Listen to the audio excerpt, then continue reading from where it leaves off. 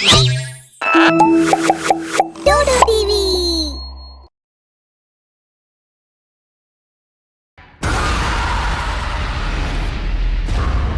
रातिर समय थिला। वृषभ आउ दामिनी हाईवे रे जाउथिले। सेतिकी बेले तांकू हाईवे रे जय किशन दोली बिक्री करुथुवार देखागला। दुहे ओल्ही पड़िले। जय किशन ठारू दोली किणी नेले आउ पुणी निज कार रे बसी घर आड़कू बाहरी पड़िले। जय किशन तांको जाउथुवा कार को देखी जोर जोर रे हसी भूत हे गला। केही बंचिबेनी, समस्ते मरिबे, झुली झुली मरिबे। हसु हसु हठात जय किशन कांदिबाकू लागिला। एही दोली रे मो झीर रेप करी मारी देइथिले, केही बंचिबेनी, समस्ते मरिबे, समस्तंकर प्रतिशोध नबसिए। सेतेबेले पछरु इंस्पेक्टर भोसले आसिले आ जय किशन को गोली मारिदेले। भोसले, तुम मते नुहे, जय किशन को मारी छु। मु तो भूत, मो झियो माया मध्य भूत। माया और मु मिसिकी काहाकू छाड़बुनी, समस्तंकु मारिदेबु। जय किशन रा शव सेठी तळे पड़ीगला आ भूत मुक्त होईगला। क्षमा करिबे सार, मु आपनकु मारि न थांती तो ये भूत आपनका शरीरर दुरुपयोग करि थांता। मु आपनकु आ आपनका फैमिली को तो बंचै पारिलिनी, किंतु आ जीवन नष्ट हेबाकू देबिनी। हे भगवान, ए दोली एबे कहा घर को जाइछि के जानी। आउ एपटे वृषभ आउ दामिनी निज गार्डन रे दोली लगाउथिले। वृषभ, शीघ्र कर, मु दोली न झुली आ रही पारिबिनी। अरे टिके रुह, भल कि लगेबाकू द दियो।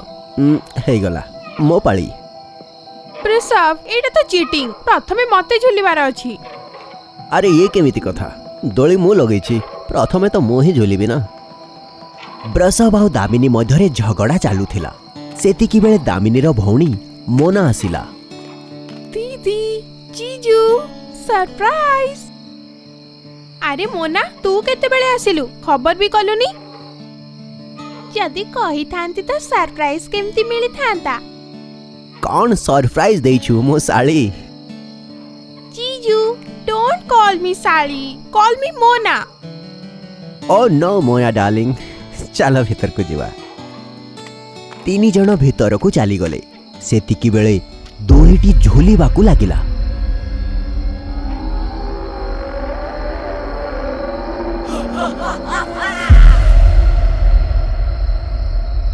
हेलो, सुन मो कथा। से दोलीटी बिक्री हो सारी, कहीं ताकू किणिकी लगई भी सारी थिबो। तू यथाशीघ्र लोनावार लोकल न्यूज चैनल आउ सोशल मीडिया रे खबर प्रचार कर दे। से दोली को जी किए भी किणी शीघ्र पुलिस को इन्फॉर्म करू। आमको आज से दोली को नष्ट करने को हबो। हेलो हेलो, हठात रेंज को कौन हो गला? सेतेबेले भोसले शरीर में भूत प्रवेश करिगला।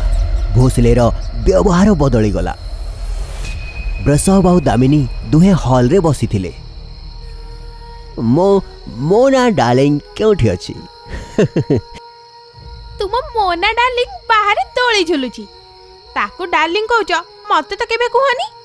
वृषभ, मु तुमको किछि कहूची आ तुमे मोबाइल रे बिजी अछ। एमिति कोन अछि ए मोबाइल रे? दामिनी, हमें दोली किणी के बहुत बड़ भूल कर देछु। काई कोन हे गला?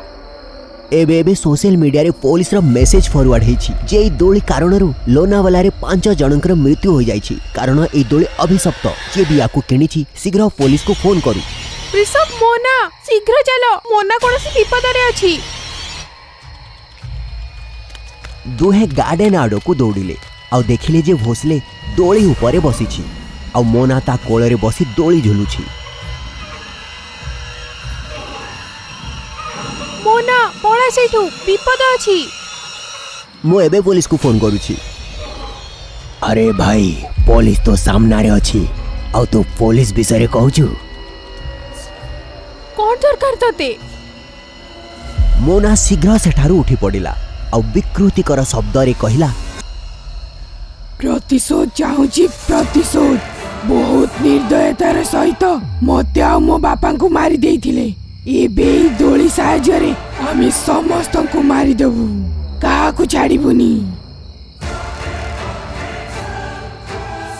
मोना ये कौन ही गला तते केमिति कथा होचु तू मु तो दीदी आउ ये तो जीजू ना मोना प्लीज फेरी आसे मु मोना नुहे माया आउ तुमे दी जण रिलेटिव्स नुहे मो शिकार। या परे दोली पवन रे ऊपर को उठी गला आ मोना दामिनी को धरी दोली सहित टाणीबाकू लागिला। ऋषभ बचाओ बचाओ मते तुमे जे किए भी अछो मो स्त्री को छाड़ी दियो नहले ठीक हबनी। कौन करिबु जे तू रह जा देख मु एबे कौन करूछि। एमिति कही वृषभ भीतर को दौड़ी की गला आ गोटे रुद्राक्ष माळ नेकी आसिला। ए देख एबे तू आ बंची पारिबनी एमिति कही वृषभ आगकू बढ़िला। माळर प्रभाव रे मोना दामिनी को छाड़ी देला। भोसली आ मोना छटपट हेबाकू लागिले। एठू चाल जियो यांको परे देखि नेबा एमिति कही दुई भूत मोना और भोसले को मुक्त करिदेले। मोना और भोसले तले पड़गले। वृषभ आ दामिनी मोना को उठेइले। दीदी जीजू तुमे एठी मते कोन हेइथिला जे मु कहूची तुमको कौन हो जाइथिला। तुमे किए मो इंस्पेक्टर भोसले मो माया रेप मर्डर केस रा इंचार्ज अछि। माया से भूत हाँ माया ता बापांकर मर्डर हेतिला। मायार रेप करी ताको एई दोली रे मारी दिया जाइथिला। सेबेठारु एई दोली रे मायार भूत कब्जा करी नेइछि। तार बापांको भूत आ मायार भूत मिसी प्रतिशोध नेबा बहाना 5 जनଙ୍କୁ दोली जरिया मारी सारी। जदि तुम्हें दोली आज किणी न थांत तो बोधे यही सबू किछि होई न थांता। मोना आउ मते सेई भूत निज बसवर्ती करी नेथिले। जदि तुम्हें एई माळ न आनी थांत तो आज आमे समस्ते भी एठी मरी जाई थांते। एई माळ मो जेजेमा मते देथिले। प्रथमे मते या उपरे जमा विश्वास नथिला किंतु आज एई माळ ही हमकु बंचेइछि। ए पर्यंत विपद जाइनी से दुहे आख पाखरे ही थिबे सावधान रुह। थैंक गॉड ऋषभ जे जेजेमा को माळ तुम पाखरे थिला नहेले आज केते कोन ही जाई थांता। ऋषभ टिके माळ देखेला। हाँ एई नियो देख। ई माळ तो बहुत पुराना लागुची। हाँ अनेक वर्ष आगरू जेजेमा को जने साधु देथिले।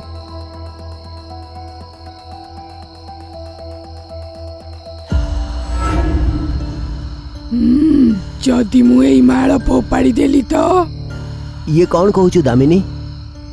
दामिनी जोर जोर हसीबाकू लागिला।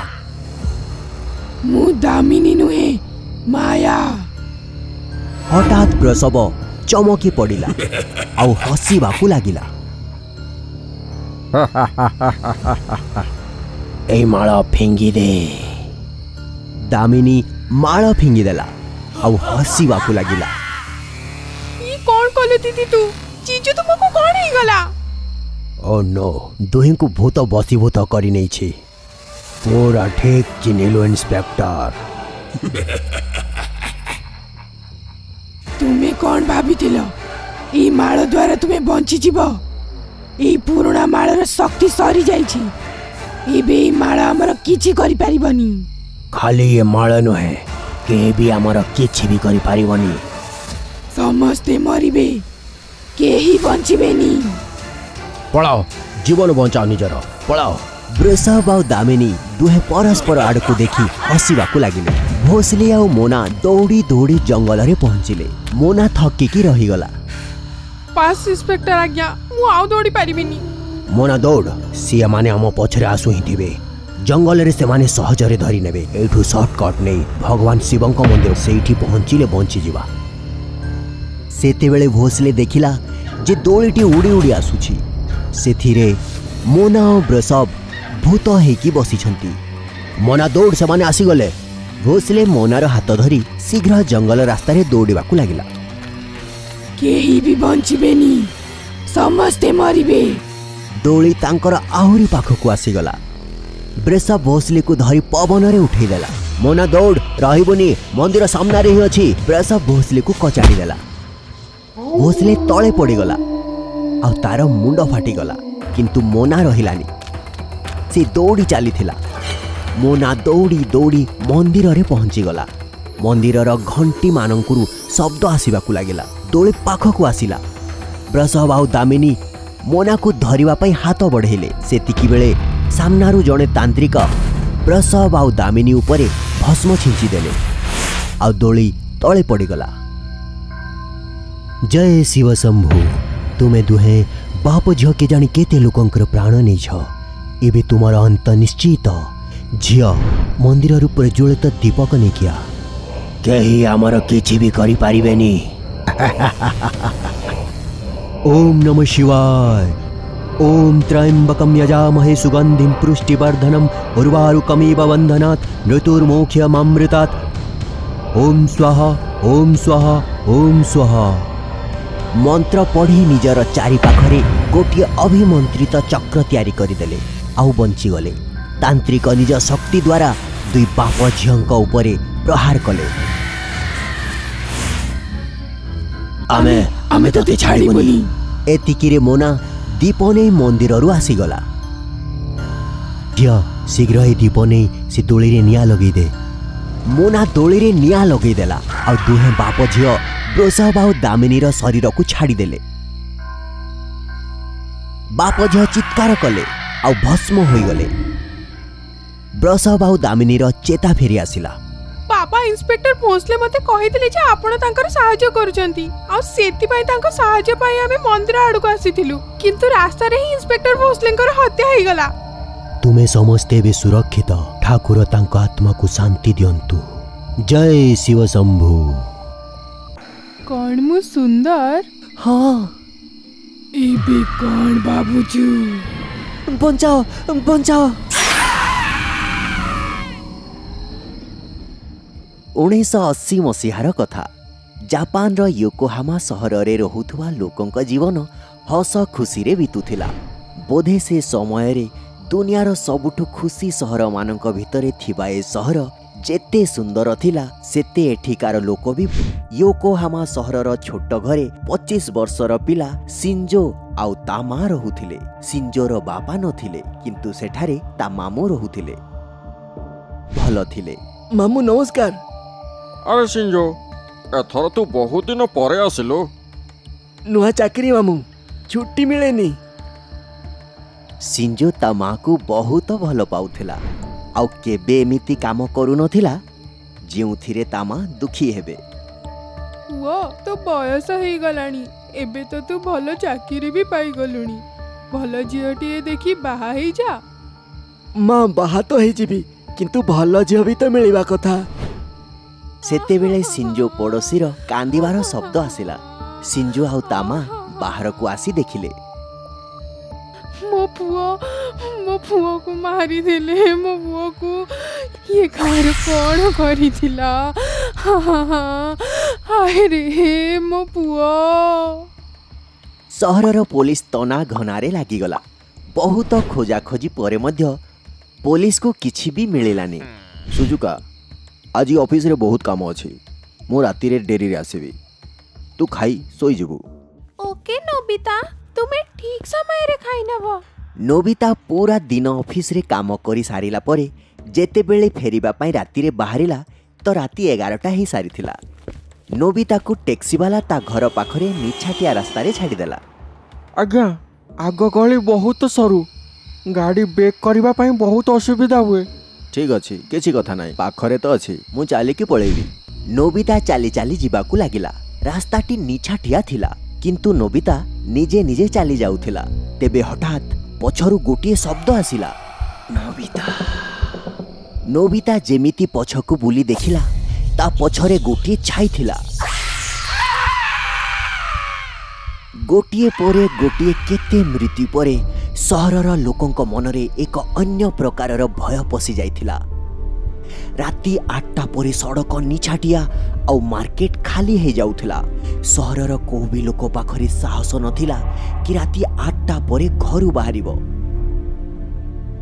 किंतु गोटिए अजब कथा थिला। केवल पुरुषंकर ही मृत्यु होउथिला आउ समस्तंकु एका परी मरा जाइथिला। केही तांको मुहकु नृशंसतार सह काटी देइथिला। भाई बहुत डरी जाइछि। ऑफिस जीवा बंद करी देइछि। घरु भी बाहरुनी। भाई मोर भी यही अवस्था। ଶୁଣିଛି ଗୋଟେ ପିଶାଚି ଅଛି ଯେ ଖାଲି ପୁରୁଷଙ୍କୁ ମାରୁଛି। ପ୍ରତିଦିନ କାହାରି ନା କାହାରି ମୃତ୍ୟୁ ହୋଇଯାଉଥିଲା ଆଉ ଲୋକେ କଥା ଗଢ଼ିବାକୁ ଲାଗିଲେ।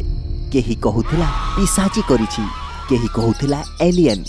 ସତ୍ୟତା କାହାକୁ ଜଣା ନଥିଲା, କାହିଁକି ନା କେହି ଜୀବିତ ଲୋକ ହତ୍ୟାକାରୀକୁ ଦେଖିନଥିଲେ। ଯିଏ ବି ଦେଖିଥିଲା ତାର ମୃତ୍ୟୁ ହୋଇଯାଇଥିଲା। ମା 20 ଦିନ ହେଲାଣି କାମକୁ ଯାଇନି, ଏମିତି ତ ମୋତେ ଚାକିରିରୁ କାଢ଼ିଦେବେ। ପୁଅ ଜୀବନ ଅଛି ତ ସବୁ ଅଛି। ଥରେ ଏଇ ରହସ୍ୟ ଖୋଲି ଯାଉ, ତାପରେ ତ ଚାକିରି ବହୁତ ମିଳିଯିବ। ସିଞ୍ଜୋ ନିଜର ଚାକିରିକୁ ନେଇ ଚିନ୍ତାରେ ତ ଥିଲା, କିନ୍ତୁ ତା ମନରେ ଏହି ମୃତ୍ୟୁକୁ ନେଇ କିଛି ଜୁଆର ବି ଉଠୁଥିଲା। ମା ମାଇଙ୍କ ଚିଠି, ମାମୁଙ୍କ ଦେହ ଖରାପ ଅଛି। ଚାଲ ଆମେ ତାଙ୍କ ପାଖକୁ ଯିବା। ନା ମା ତୁମେ ଚିନ୍ତା କରନି, ମୁଁ ଯାଉଛି। ଥରେ ସବୁ ଠିକ୍ ହେଇଯାଉ, ତାପରେ ମୁଁ ତୁମକୁ ନେଇଯିବି। ଠିକ ଅଛି, କିନ୍ତୁ ତୁ ନିଜ ଧ୍ୟାନ ରଖିବୁ। ସିଞ୍ଜୋ ନିଜ ମାମୁଙ୍କୁ ଦେଖା କରିବା ପାଇଁ ବାହାରିଗଲା। ସେ ଗୋଟିଏ ଲୋକାଲ ବସ୍ ଧରି ହସ୍ପିଟାଲ ପହଞ୍ଚିଗଲା। ମାମୁ ମାଇଙ୍କୁ ଭେଟି ଭଲ ମନ୍ଦ ବୁଝିଲା। ମାଇଁ ଏବେ ମାମୁଙ୍କ ଦେହ କେମିତି ଅଛି? ପ୍ରଥମରୁ ଟିକେ ଠିକ ଅଛନ୍ତି, କିନ୍ତୁ ଏବେ ବି ଚିନ୍ତା ଅଛି। ଭୟର ଚିନ୍ତା ଏମିତି କଣ ହେଇଗଲା? କଣ କହିବି, ସେଇ ଭୟ। 3 ଦିନ ଆଗରୁ ରାତିରେ କିଛି କାମ ପାଇଁ ବାହାରିଥିଲେ, ଆଉ ସକାଳୁ ଘର ବାହାରେ ଏମିତି ଅବସ୍ଥାରେ ଥିଲେ। ମାଇ ବହୁତ ଭୟରେ ଥିଲେ। ସିଞ୍ଜୋ ତାଙ୍କୁ ବୁଝେଇଲା ଆଉ ଶାନ୍ତ କରେଇଲା। ମାଇଁ ଏବେ ମୁଁ ଯାଉଛି, ତୁମେ ଜମା ଚିନ୍ତା କରିବନି। କାଲି ମାଙ୍କୁ ନେଇ ପୁଣି ଆସିବି। ଠିକ ଅଛି ସିଞ୍ଜୋ। ରାତି ହେଇଯାଇଥିଲା ଆଉ ଘଣ୍ଟାରେ ସେତେବେଳେ 10:30 ହେଉଥିଲା। ସିଞ୍ଜୋ ହସ୍ପିଟାଲରୁ ଘର ଆଡ଼କୁ ବାହାରିଲା। ୟୋକୋହାମାର ନିଛାଟିଆ ରାସ୍ତା, ଦୂର ଦୂର ଯାଏଁ କେହି ଲୋକ ନଥିଲେ ଆଉ ଘର ଯିବା ପାଇଁ କିଛି ଗାଡ଼ି ବି ନଥିଲା। ସିଞ୍ଜୋକୁ ଟିକେ ଡର ବି ଲାଗୁଥିଲା। ସେତେବେଳେ ପଛରୁ ଶବ୍ଦଟି ଆସିଲା, ସିଞ୍ଜୋ।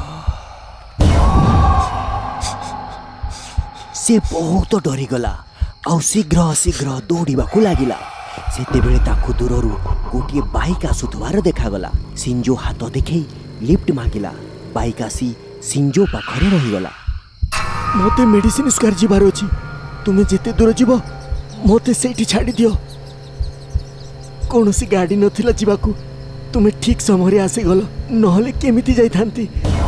ତୁମେ କୁଆଡ଼େ ଯାଉଛ? ବୋଧେ ମୁଁ ତୁମକୁ ବୋର୍ କରୁଛି, ସରି। ଏଇଠି କାହିଁକି ଅଟକିଲ? କ'ଣ ତୁମ ଗନ୍ତବ୍ୟ ଆସିଗଲା? ମୋର ନୁହେଁ, ତୋ ଗନ୍ତବ୍ୟ ଆସିଗଲା। ମୁଁ ବୁଝିପାରୁନି, ତୁମେ କିଏ? ମୁଁ ତ ମୃତ୍ୟୁ। ସିଞ୍ଜୋ ତା ମୁହଁ ଦେଖି ବହୁତ ଡରିଗଲା। ଆଖି ବନ୍ଦ କରିନେଲା ଆଉ ସେ ଥରିବାକୁ ଲାଗିଲା। ମୋତେ ଛାଡ଼ିଦିଅ, ମୋତେ ଯିବାକୁ ଦିଅ, ମୋତେ ଯିବାକୁ ଦିଅ। ଛାଡ଼ିଦେବି, କିନ୍ତୁ ଗୋଟେ ସର୍ତ୍ତ ଅଛି। ତତେ ମୋ ଆଖିରେ ଆଖି ମିଶେଇ କଥା କହିବାକୁ ହେବ କି? କ'ଣ ମୁଁ ସୁନ୍ଦର? ଉତ୍ତର ଯଦି ଭଲ ଲାଗିବ ତ ଯିବାକୁ ଦେବି, ନହେଲେ ମୃତ୍ୟୁ। ଭୟରେ ସିଞ୍ଜୋର ଅବସ୍ଥା ବହୁତ ଖରାପ ଥିଲା। ଯେମିତି ସେମିତି ସେ ଆଖି ଖୋଲିଲା। ତାପରେ ସେ ଝିଅର ଭୟଙ୍କର ରୂପ ଦେଖି ସିଞ୍ଜୋର ଚିତ୍କାର ବାହାରିଗଲା। କୁହନ୍ତି ସେ ଚିତ୍କାର ପୁରା ସହର ଶୁଣିଥିଲା। ଜଣା ନାହିଁ ସେ କୋଉଠୁ ଆସିଥିଲା କି ତାର ମୃତ୍ୟୁ କେମିତି ହେଇଥିଲା।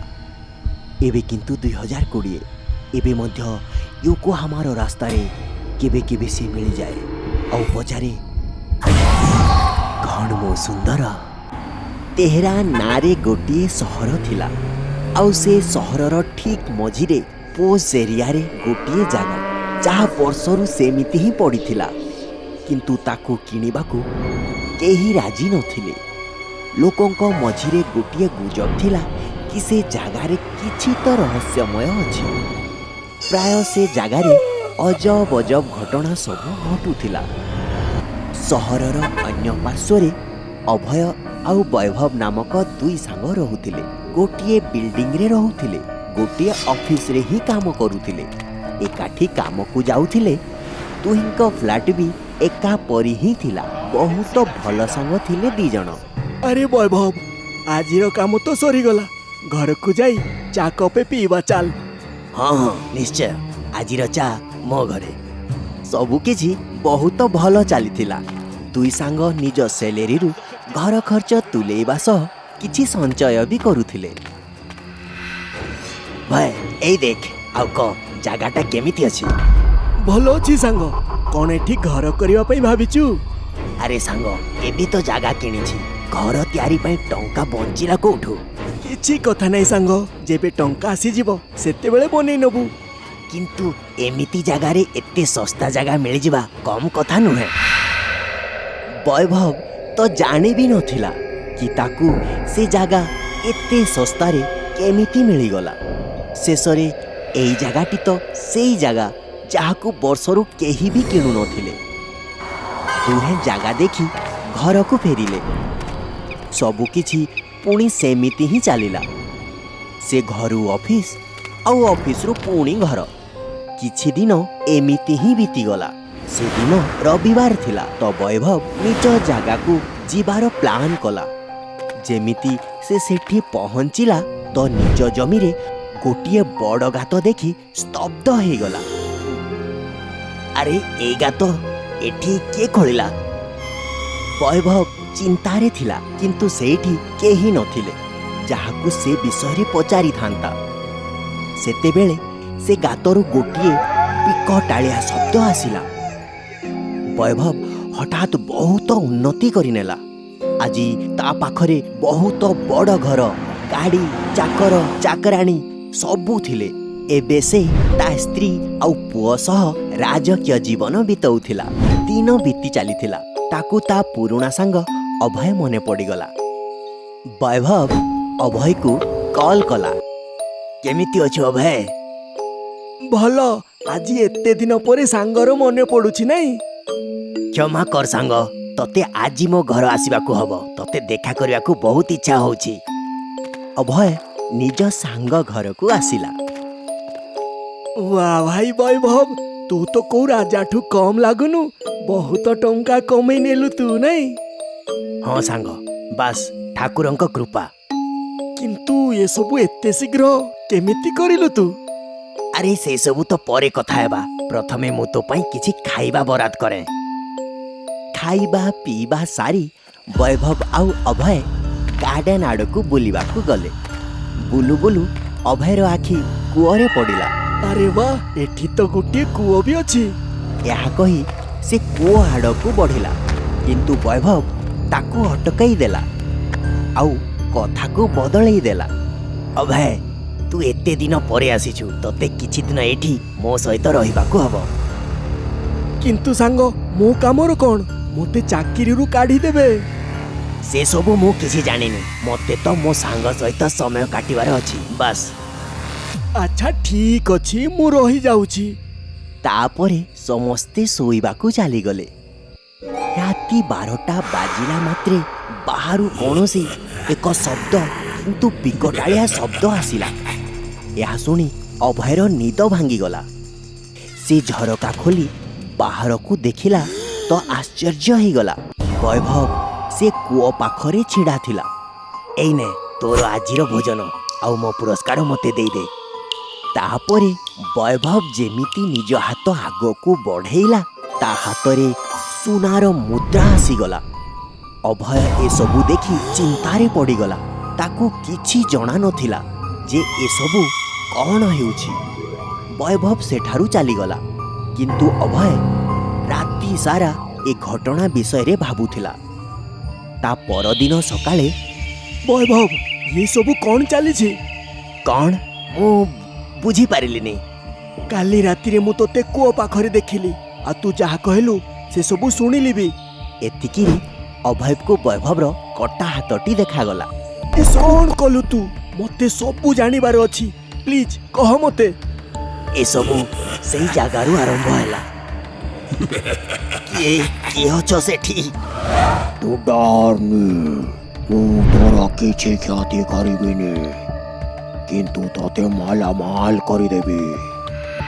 କିନ୍ତୁ କେମିତି? ମୋତେ କ'ଣ କରିବାକୁ ହବ? ତତେ ନିଜ ରକ୍ତ ମୋତେ ଦେବାକୁ ହବ।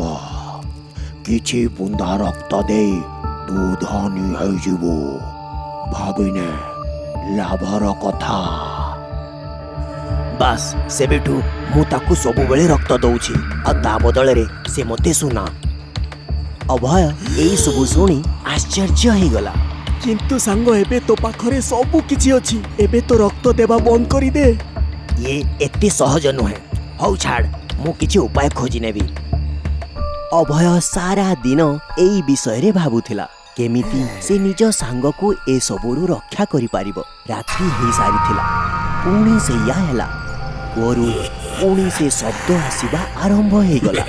ବୈଭବ କୂଅ ପାଖକୁ ଆସିଲା, କିନ୍ତୁ ସେ ତା ରକ୍ତ କାଢ଼ି କୂଅରେ ପକେଇବା ଆଗରୁ ଅଭୟ ଆସି ତା ହାତକୁ ଧରିନେଲା।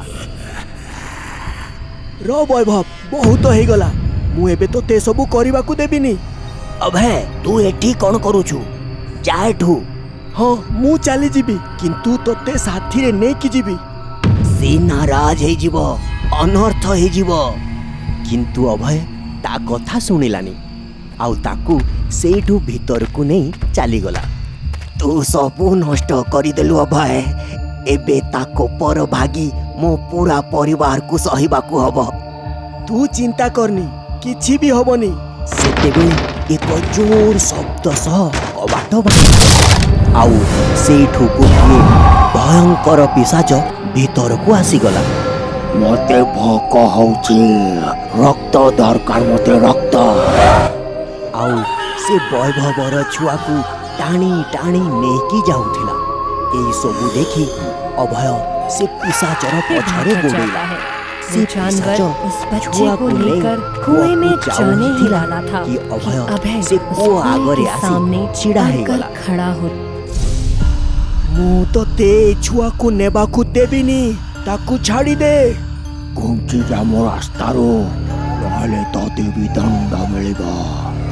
ସେତିକି ବେଳେ ବୈଭବ ମଧ୍ୟ ଦୌଡ଼ି ସେଇଠି ପହଞ୍ଚିଗଲା। ମୋ ପୁଅକୁ ଛାଡ଼ିଦେ, ମୁଁ ତ ତତେ ପ୍ରତିଦିନ ରକ୍ତ ଦିଏ। ଏବେ ତୋ ରକ୍ତ ଦରକାର ନାହିଁ ମତେ, ମୁଁ ଏବେ ଛୁଆର କୁଆଁରୀ ରକ୍ତ ପିଇବି। ତୁ ଏମିତି କରିପାରିବୁନି, ମୁଁ ତତେ କେତେ ବର୍ଷ ହେଲା ରକ୍ତ ଦେଇ ଆସୁଛି। ତୁ ସେ ରକ୍ତ ମତେ ମାଗଣା ଦେଇନୁ, ତା ବଦଳରେ ମୁଁ ତତେ ଅଗଣତି ସୁନା ବି ଦେଇଛି। ଯେତେବେଳେ ପିଶାଚ ମାନିଲାନି ତ ବୈଭବ ଆଗକୁ ଗଲା ଆଉ ଅଭୟକୁ କୂଅ ଭିତରକୁ ଠେଲିଦେଲା। ବିଚରା ଅଭୟ କୂଅରେ ପଡ଼ିଗଲା ଆଉ ସେଇଠୁ ବାହାରିବାକୁ ବହୁତ ଚେଷ୍ଟା କରିବାକୁ ଲାଗିଲା। ବୈଭବ ମୋ ସାଙ୍ଗ, ମୁଁ ତ ତୋ ଛୁଆକୁ ବଞ୍ଚେଇବାକୁ ଚେଷ୍ଟା କରୁଥିଲି, ଆଉ ତୁ ମତେ ହିଁ ଠେଲିଦେଲୁ। ଅଭୟ, ମୁଁ ତୋ ଠାରୁ ବେଶୀ ମୋ ପୁଅକୁ ଭଲ ପାଏ। କିନ୍ତୁ ମୁଁ କ'ଣ କରିଥିଲି ତୋର? ତୁ ମୋର କିଛି କରିନୁ, କିନ୍ତୁ ମୋ ପାଖରେ ଆଉ କିଛି ରାସ୍ତା ନଥିଲା। ମୁଁ ରକ୍ତ ଦେଇ ଦେଇ ବିରକ୍ତ ହେଇଯାଇଥିଲି, କିନ୍ତୁ ମୁଁ ଯଦି ରକ୍ତ ଦେବାକୁ ମନା କରିଥାନ୍ତି ସେ ପିଶାଚ ମୋତେ ଆଉ ମୋ ପରିବାରକୁ ମାରି ଦେଇଥାନ୍ତା। ଯୋଉଦିନ ତୁ ମୋତେ ଭେଟିବାକୁ ଆସିଥିଲୁ ସେଇଦିନ ଗୋଟିଏ ଯୋଜନା ମୋ ମନକୁ ଆସିଥିଲା କି ତୋତେ ଫସେଇ ମୁଁ ବଞ୍ଚିଯିବି। ଏଇ ଉପହାର ତ ବହୁତ ବଢ଼ିଆ ହେଇଛି। କେତେ ସମୟରୁ ବୁନ୍ଦା ବୁନ୍ଦା ରକ୍ତ ପିଉଥିଲି, ଏବେ ଯାଇ ଗୋଟା ମଣିଷ ମିଳିଛି। ଏହା କହି ସେ ପିଶାଚ ଛୁଆକୁ ବାହାରେ ଛାଡ଼ି କୂଅକୁ ଡେଇଁ ପଡ଼ିଲା ଆଉ ଅଭୟର ଶବ୍ଦ ଏବେ ଚିତ୍କାରରେ ବଦଳି ଯାଇଥିଲା। ସେ ନିଜ ଜୀବନ ବଞ୍ଚେଇବା ପାଇଁ ଚିତ୍କାର କରୁଥିଲା। ଅଭୟ ସେ ଜୀବଠାରୁ ବଞ୍ଚିବା ପାଇଁ କୂଅରେ ଛଟପଟ ହେବାକୁ ଲାଗିଲା, କିନ୍ତୁ ସେ ଜୀବଟି ଅଭୟକୁ ଜାବୁଡ଼ି ଧରିନେଲା। ଆଉ ମୋ ସାଙ୍ଗ, ତୁ ମୋ ସହିତ ବିଶ୍ୱାସଘାତ କଲୁ, ଭଗବାନ ତୋତେ କେବେ କ୍ଷମା କରିବେନି। ଶବ୍ଦ ଆସିବା ବନ୍ଦ ହେଇଯାଇଥିଲା, ପରିବେଶ ପୁରା ଶାନ୍ତ ହେଇଯାଇଥିଲା। ବୈଭବ ଜାଣି ସାରିଥିଲା ଯେ ତା ସାଙ୍ଗ ଆଉ କେବେ ଫେରି ଆସିବନି। ବୈଭବ ନିଜ ପରିବାର ସହ ସେ ଘରକୁ ଛାଡ଼ି ପଳେଇଗଲା। କେହି ଜାଣିନାହାନ୍ତି ଏବେ ବୈଭବ ଆଉ ତା ପରିବାର କେଉଁଠି ଅଛନ୍ତି, କିନ୍ତୁ ଏବେ ବି ସେ ଘର ପାଖରୁ କେହି ପାରି ହେଲେ ତାଙ୍କୁ ଚିତ୍କାର ଆଉ ବିକଟାଳିଆ ଶବ୍ଦ ସବୁ ଶୁଣାଯାଏ। ପ୍ଲିଜ୍ ଆମ ଚ୍ୟାନେଲକୁ ସବସ୍କ୍ରାଇବ୍ କରନ୍ତୁ ଏଇମିତି ଆହୁରି ଭଲ ଭଲ କାହାଣୀ ପାଇଁ। Thank you.